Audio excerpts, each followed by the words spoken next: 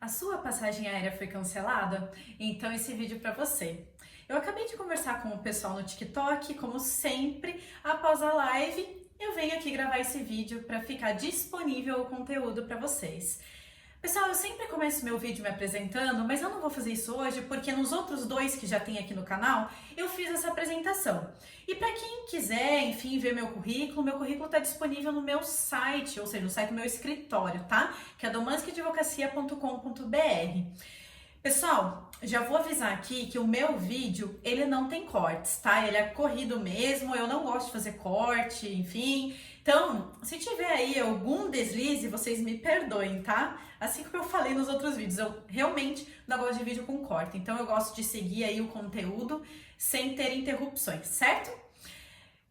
Como eu não vou me apresentar hoje, a gente vai direto ao ponto, tá? Direto ao problema do cancelamento das passagens aéreas. O que acontece, pessoal? Eu preciso passar um panorama antes da pandemia, né? Para vocês saberem como que essa questão era tratada em momento anterior à pandemia. Então, o que nós tínhamos? Que o fato de ser cancelado um voo, por si só, ele não gera nenhuma ilicitude, ele não gera nenhum dano ao consumidor aí. O que acontece para gerar dano ao consumidor ou ser alguma coisa ilícita, enfim? Pessoal, é o que acontece depois. É a falha na prestação da companhia aérea depois do fato do cancelamento do voo. Para ilustrar bem aqui o que eu tenho para falar, eu vou falar de um caso que foi do meu escritório, enfim, a gente teve procedência nessa ação. Óbvio que eu não vou falar o nome das partes envolvidas nesse processo, mas é muito interessante para vocês tomarem conhecimento de como a situação era tratada antes da pandemia. Então, o consumidor realizou a compra das passagens de Curitiba para Orlando, certo? E eram passagens de ida e volta. Na ida, tudo certo, não aconteceu nada de errado, a viagem foi ótima, ok. Mas na volta, pessoal, esse consumidor teve uma dor de cabeça inexplicável. O que aconteceu? O seu voo foi cancelado. Só que esse consumidor, ele tinha escalas, depois desse, enfim, durante o voo ele tinha escalas, correto? Só que uma das escalas era de São Paulo para Curitiba e essa não estava inclusa no pacote que ele comprou das passagens. Ou seja, ele pagou por essa passagem de São Paulo para Curitiba.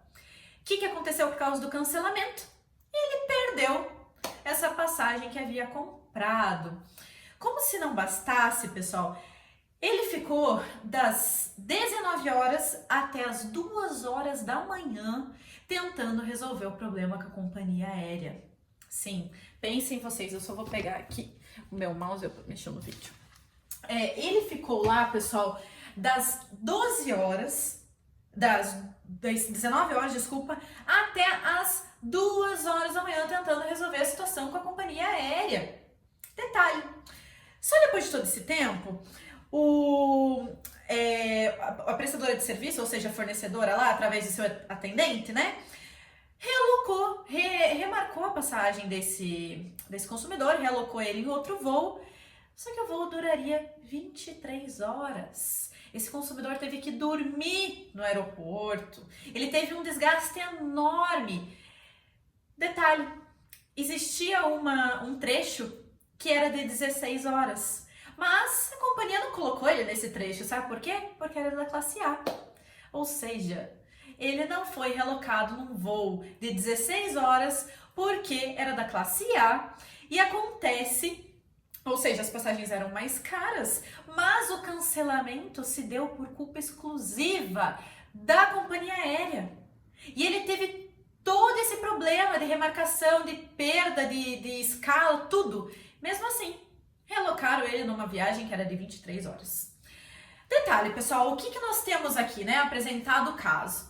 Nós temos o consumidor, como vocês já devem saber, vocês que compram passagem aérea, seja de companhia aérea ou de operadoras de turismo, enfim, de agências de viagem, vocês são consumidores, correto? E a companhia aérea, neste caso, né, era o quê? Era fornecedora de serviço. Ou seja, fornecedor. Nós temos consumidor e nós temos o fornecedor. Eu vou contar um detalhezinho a mais aqui, né? Só para dar um gostinho a mais. O que aconteceu? Essa pessoa, ou enfim, esse consumidor, comprou a passagem aérea de ida e volta de Curitiba para Orlando através de um site. Um site. Vocês sabem esses sites que a gente compra passagem aéreas, enfim. O que acontece? Essa empresa desse site responde solidariamente com a companhia aérea pela falha na prestação de serviço. Eu fiz só um resumo do que aconteceu com esse caso, correto? Então já sabemos que existe o consumidor e o fornecedor. Se temos consumidor e fornecedor, nós temos uma relação de consumo nessa relação jurídica, correto? Então, nós temos o quê? A responsabilidade objetiva, sim, ela era aplicada antes da pandemia.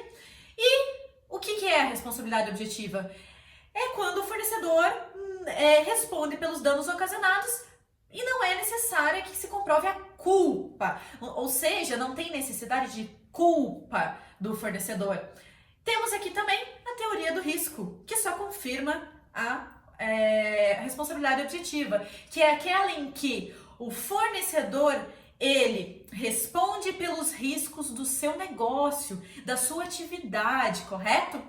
Mas, doutora, aonde que está fundamentado isso que você está falando? Aonde está fundamentada a teoria da responsabilidade, teoria do risco, desculpa, ou a responsabilidade objetiva?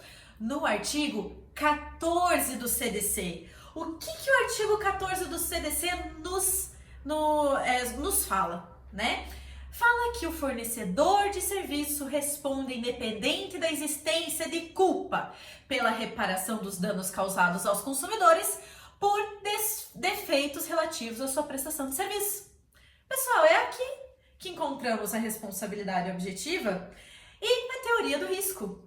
O que mais, né? Que nesse caso é apresentado aí ao consumidor, enfim, o que a gente poderia ter de legislação aplicada a esse caso. Nós temos o artigo 4º, inciso 2º, a linha D, correto? E o artigo 20, parágrafo 2º. O que esses artigos nos dizem? Que é garantida ao consumidor a prestação de um serviço adequado e de qualidade. Nós já vimos isso aonde? Nos vídeos anteriores. Por ser fornecedor, ele tem que prestar um serviço de qualidade e para os fins aos quais o consumidor está esperando. Ou seja, são impróprios os serviços que se mostrem inadequados para os fins em que razoavelmente deles se espera, certo? Então, por óbvio, né, pessoal, que a gente teve uma falha na prestação de serviço, neste caso apresentado. E o que acontece? Para essa pessoa ou para esse consumidor que ficou lá no aeroporto, ele precisa ser realocado, porque ele precisa sair daquele país para ir para o país de origem dele, né? Então, ele precisa do quê? Qual o serviço? Ser realocado, ele precisa que a passagem dele seja remarcada para outro voo que a companhia aérea disponibiliza, enfim. E para aquela pessoa que teve o seu voo cancelado e não precisa utilizar agora? O artigo 20 do CDC diz que a restituição, nesses casos, deve ser imediata e da quantia paga, sem prejuízo de perdas e danos. Então, o que nós temos? Que, no caso de cancelamento, antes da pandemia, daqueles consumidores que não precisavam utilizar aquela passagem de imediato, o reembolso deveria ser integral e imediato. E aí vocês podem estar se perguntando, diante desse problema apresentado do consumidor que ia de Curitiba para Orlando: doutora, cabe dano moral nesse caso? A palavra é sim. O que diz o artigo 6º do CDC?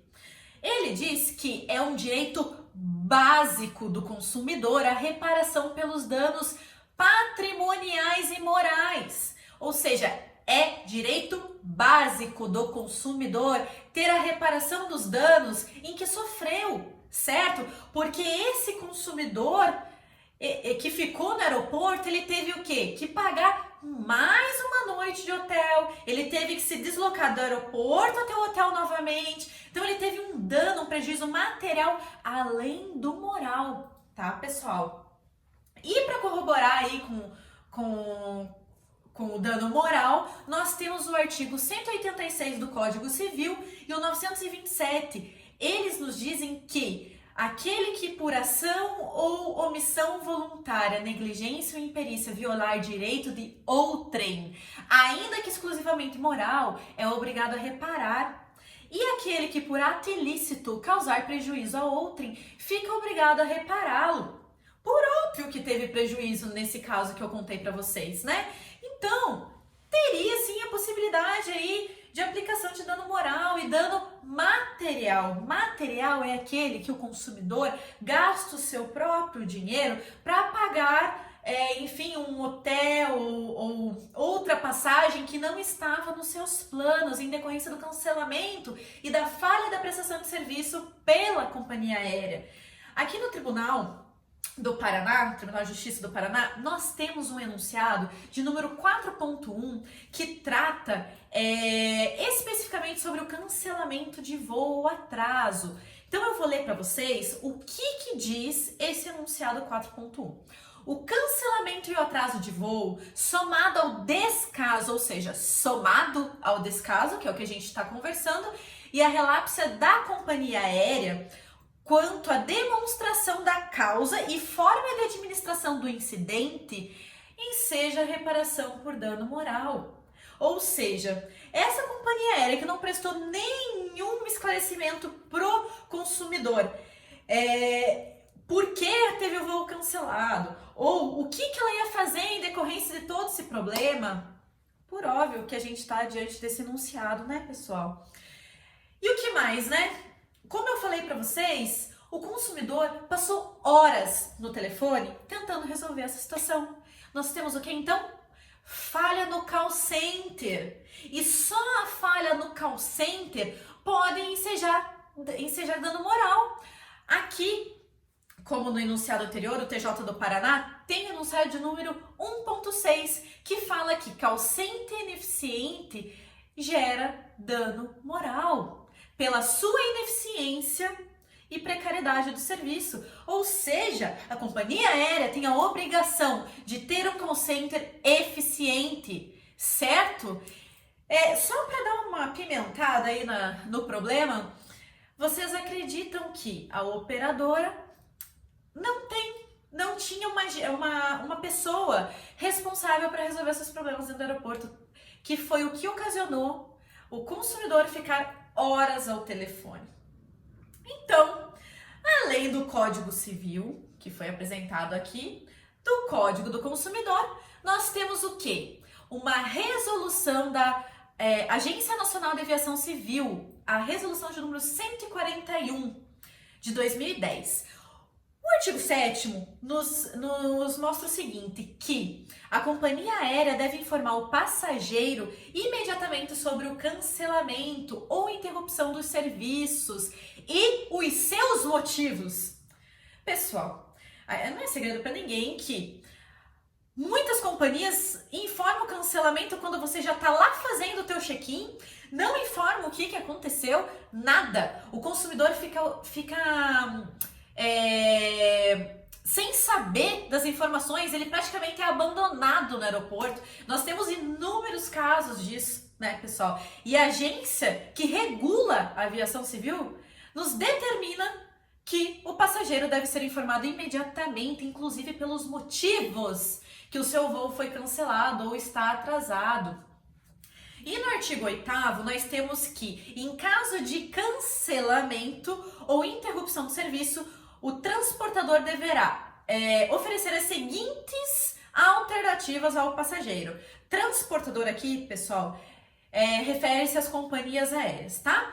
Então, qual é a alternativa que a ANAC, né, dá para as companhias aéreas para poderem prestar ali um serviço adequado ao consumidor? A primeira é reacomodação e pode ser de dois jeitos. em voo próprio ou de terceiro, mas que tenha o serviço equivalente àquele em que o consumidor havia contratado antes. E o segundo é em voo próprio a ser realizado em data e horário de conveniência para o passageiro. Ou seja, o primeiro caso, a primeira ali opção, né, do voo impróprio ou de terceiro, que deve oferecer o mesmo serviço para o consumidor, é o caso desse consumidor que ficou no aeroporto, certo? Porque ele precisa ser realocado, ele precisa da reacomodação, né? Agora, aqueles que tiveram voo cancelado, eles podem ser realocados em data e horário de conveniência, caso não precisem da urgência, certo? E a outra alternativa é o reembolso. Como é que esse reembolso deve ser? Integral, certo? Assegurado o retorno ao aeroporto de origem em caso de interrupção. E em caso de cancelamento deve ser integral. E a outra alternativa é do reembolso pelo trecho não utilizado, se o deslocamento já realizado aproveitar ao passageiro, tá? Então daí seria só daquele trecho que não foi utilizado. Mas temos uma última alternativa aí, que é a conclusão do serviço através de outras modalidades de transporte, ou seja, ônibus, enfim, o que tiver à disposição, para que aquele passageiro consiga aí chegar ao seu destino e não tenha maiores prejuízos. O artigo 9º da resolução, ela determina a assistência ao passageiro, ressalvado algumas exceções. Eu vou deixar aqui na descrição desse vídeo tudo que eu tô falando, inclusive essa resolução, para vocês olharem quais são essas exceções, porque não cabe aqui agora eu ficar colocando elas para vocês, tá? Mas, ressalvadas as exceções, nos casos de atraso e cancelamento ou interrupção de voo, o transportador, ou seja, a companhia aérea, deverá assegurar ao passageiro que comparecer ao embarque o direito a receber assistência material. O que seria, né, essa assistência material? Então vamos lá. Para aquela pessoa que ficou lá esperando ser realocada por superior a 1 hora, né, o tempo superior a 1 hora, tem que ter facilidade à comunicação, seja por ligações telefônicas, por internet, enfim, ela precisa ter facilidade na comunicação. Se o tempo for superior a 2 horas, é obrigatório que se tenha alimentação para esse passageiro, esse consumidor. Se for superior a 4 horas, acomodação em lugar adequado, translado, quando necessário, serviços de hospedagem, que era o caso desse consumidor. E ele não teve o quê? Nada disso, nada, ele só teve estresse, certo? Então, nós temos aí que antes da pandemia, a aplicação do CDC era clara, restituição imediata e se fosse o caso, dano moral, correto? O que veio aí durante a pandemia? Pessoal, nós estamos em caso de exceção, certo? E esse caso de exceção pode ser uma excludente da responsabilidade da companhia aérea ou da agência de viagem, de turismo. Por quê? Porque por fatos alheios à vontade deles, e também inevitáveis, certo? É um caso fortuito externo, né? Eles não puderam aí, eles tiveram que cancelar os voos, né? Então, por conta da pandemia, os voos foram cancelados. E a agência não pode, por exemplo, ser responsabilizada por aquele voo que foi cancelado no estado de emergência e você, por exemplo, perdeu uma reunião importante em outro país, porque, enfim, no geral, não se teve aí um dano que seria responsabilidade da fornecedora do serviço, da companhia aérea, da agência de turismo, tá? Mas, eu sempre falo, cada caso é um caso. Nós temos que analisar aí se no decorrer desse cancelamento aí, que você perdeu a sua, por exemplo, reunião, não teve aí nenhum, vamos dizer assim, nenhuma coisa específica que pode gerar dano moral e responsabilidade aí da companhia aérea. Então, nós temos agora sim, para colocar para vocês mais fácil, tá? 4 casos durante a pandemia. Primeiro, aqueles que foram cancelados por companhias aéreas, tá? Antes do dia 19 de março. Eu já vou explicar para vocês esse quadro aqui, tá? Que eu fiz para ficar um pouco melhor a didática aqui, a didática do vídeo. Então, antes do dia 19 de março, as companhias aéreas que cancelaram os voos, elas não estão sob a regulamentação da medida provisória 925, porque na pandemia agora nós tivemos 2 medidas provisórias que estão regulando o cancelamento de viagens, cancelamento de voo, enfim. A primeira é 925, que é referente às companhias aéreas, e 948, que é referente às agências de turismo. Então, falando agora da companhia aérea, que é a medida provisória 925, nos voos cancelados antes de 19 de março de 2020, não se aplica a regra da medida provisória e sim todas as outras anteriores. Código Civil, Código do Consumidor, resolução da ANAC e tudo mais que tiver aí pertinência ao caso. Agora, aqueles voos que foram cancelados pela companhia aérea após 19 de março serão aplicadas as regras da medida provisória 925, que eu já vou falar para vocês como ela funciona. E nós temos também aqueles casos que foram cancelados por agências de viagem antes de 8 de abril de 2020. Já explico essa data, tá, pessoal? Assim como da outra medida provisória, já explico essa data de 8 de abril. E aquelas que foram canceladas depois de 8 de abril de 2020, que daí sim deverão seguir as regras da medida provisória 948.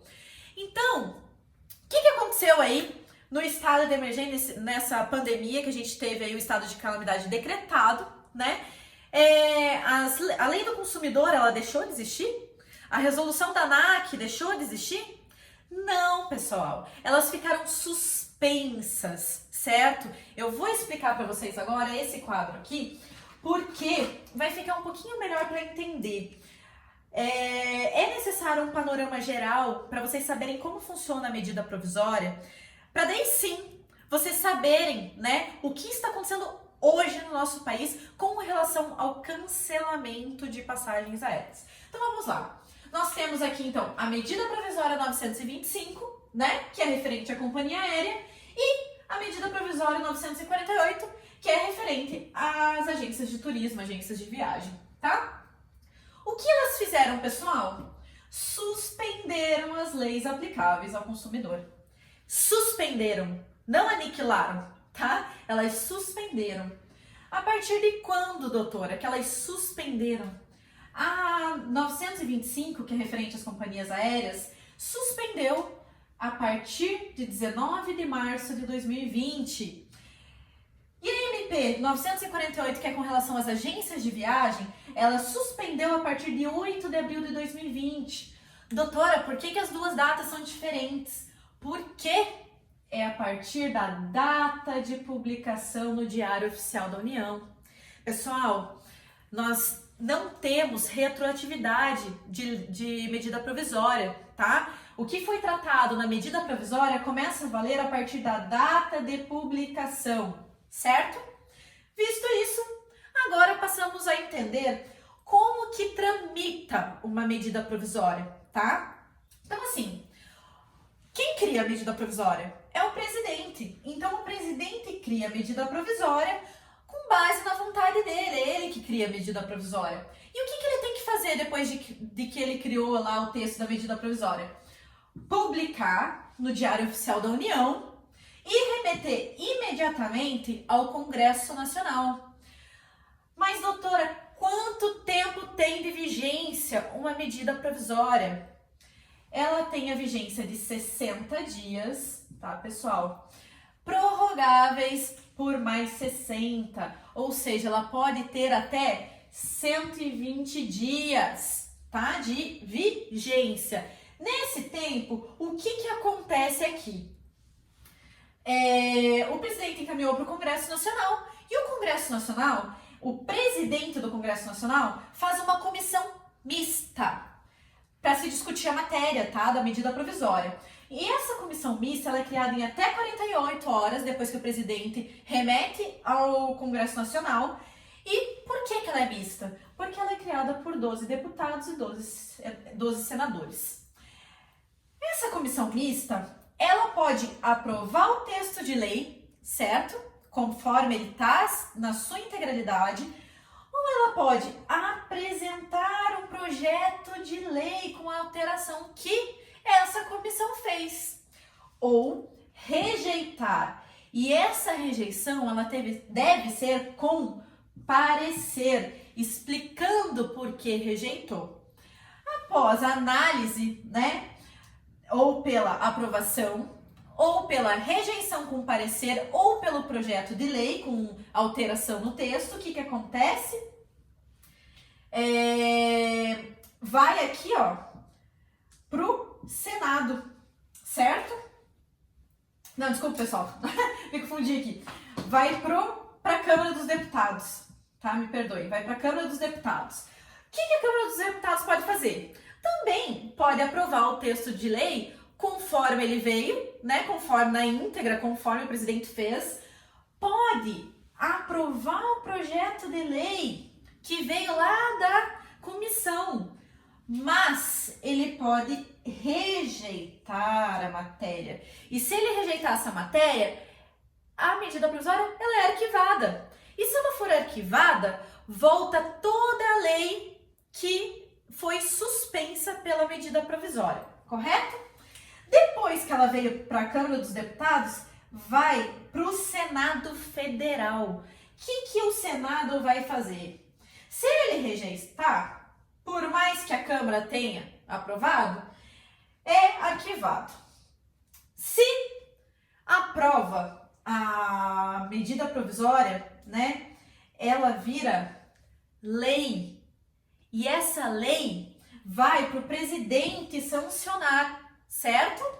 E se eles aprovarem o projeto de lei, mas com alteração do que foi apresentado pela Câmara dos Deputados, volta para a Câmara dos Deputados para análise e assim sucessivamente, tá, pessoal? Então, eu espero que vocês tenham entendido um pouquinho aqui. Isso aqui é o geral, tá, do que acontece com a medida provisória. Até se vocês querem, para vocês verem mais sobre isso, eu vou deixar o link também aqui na descrição do vídeo do Senado e da Câmara, porque eles colocam isso, tem lá um esquema do que acontece com a medida provisória, tá? Eu vou colocar isso na descrição do vídeo. Posto isso, né, sabendo de tudo isso, o que nós temos? Doutora, o que é a medida provisória 925? Fala, já que a minha passagem aérea foi cancelada pela companhia depois do dia 19 de março. Então, vamos lá. O reembolso, para quem quiser o reembolso das passagens aéreas, esse reembolso pode acontecer em até 12 meses, observadas as regras dos serviços contratados e mantida a assistência material. O que é essa assistência material? É aquela que eu já falei, da ANAC, da Resolução 141, tá?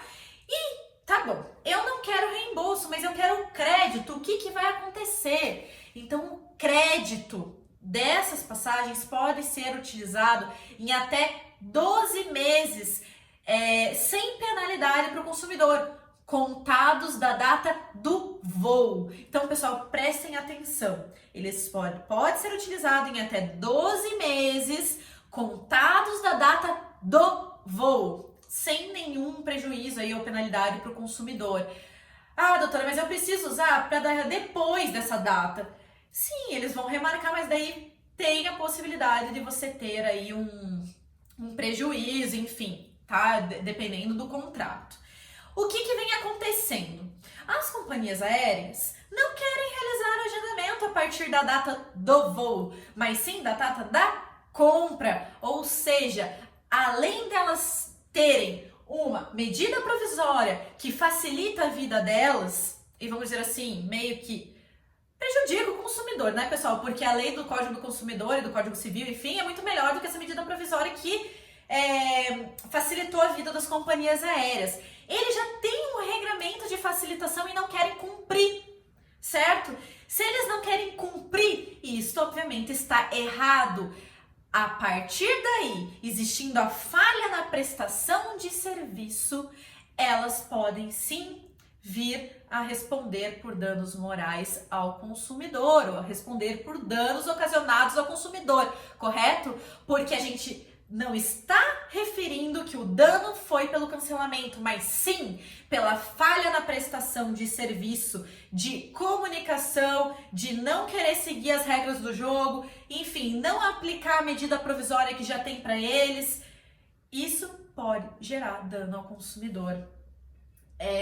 Ok, visto as companhias aéreas, o que nós temos sobre agências de viagem, que é a medida provisória 948. O cancelamento o cancelamento do serviço, né, pela agência de turismo, elas não serão obrigados a fazer o reembolso, desde que remarque o serviço, disponibilize crédito ou realize para abatimento aquele crédito em outro serviço, ou um acordo realizado entre as partes. Ou seja, se o consumidor realizar dessas três opções da remarcação do serviço, ou ficar com crédito, enfim, ou realizar um acordo com a agência de turismo, não vai ser necessário reembolso, certo? Ok. Essas operações deverão ser sem custo ao consumidor, desde que ele entre em contato com a agência de turismo em 90 dias. A partir de qual data? A partir da data de publicação da medida provisória. Ou seja, prestem atenção, você que teve a sua viagem ou passagem cancelada por agência de turismo, vocês têm até 7 de julho, que é 90 dias contados da publicação da medida provisória, para requerer aí a remarcação do serviço, crédito ou fazer um acordo sem custo, certo? Sem nenhum tipo de penalidade. E o crédito, isso é muito importante, pessoal, prestem por favor muita atenção. O crédito poderá ser utilizado em até 12 meses contados do encerramento da pandemia. Não é da data do voo, é do encerramento da pandemia. E isso se dá por quê, pessoal? Muitas pessoas contrataram aí viagens, enfim, que estão impossibilitadas de usar. Por quê? Porque o país que elas iriam, enfim, bloquearam a entrada de brasileiros, então não tem como eles utilizarem, sabe? Então, essa medida provisória diz que pode ser utilizado em até 12 meses, contados do encerramento da calamidade. O que está acontecendo, né, pessoal? Para vocês saberem, a maioria dos sites que intermediam a compra ali e venda das passagens aéreas, vocês sabem quais sites eu estou falando, eles são considerados agência de turismo ou agência de viagem. Sabe como você pode saber se esse site se enquadra, ou se a empresa, né, se enquadra como agência de turismo ou agência de viagem?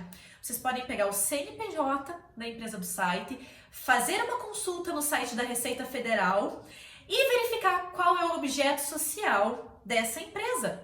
Se o objeto social for de agência de turismo ou agência de viagem, se enquadra nessa medida provisória, correto? Ou seja, vocês não precisariam fazer o cancelamento, reutilizar, né, a passagem aérea a partir da data do voo, mas sim a partir do encerramento da calamidade, tá? Então, vou deixar isso bem claro, não esqueçam disso. Vou também deixar o link aqui referente à consulta do CNPJ na Receita Federal. Então, visto isso tudo, né? Sei que é uma carga aí grande que eu falei para vocês, enfim, de direito material propriamente dito. Eu espero que vocês tenham entendido essa parte. Agora nós vamos poder passar para a parte final do vídeo, que é o que fazer. O que fazer diante da medida provisória 925, 948, ou naqueles casos em que não se aplica uma medida provisória. Primeiramente, pessoal, eu tenho que falar para vocês que vocês devem contatar a companhia aérea, a agência de turismo. Eu sei que os consumidores estão com muita dificuldade de fazer esse contato.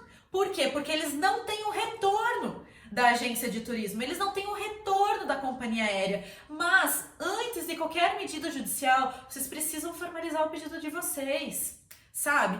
Se a companhia aérea é por telefone, vai ter um protocolo que vocês tentaram fazer com que o seu direito tivesse validade, tá? Tendo a negativa ou não tendo resposta alguma da agência de turismo ou da companhia aérea, pessoal, não tem jeito. É só através da medida judicial para poder tentar fazer valer o seu direito.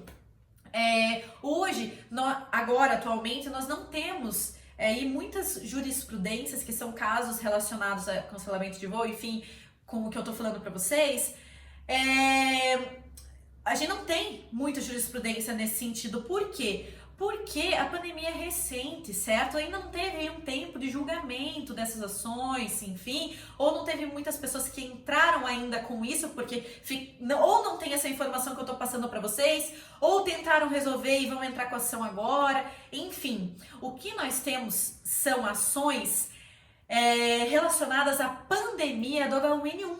Vocês lembram?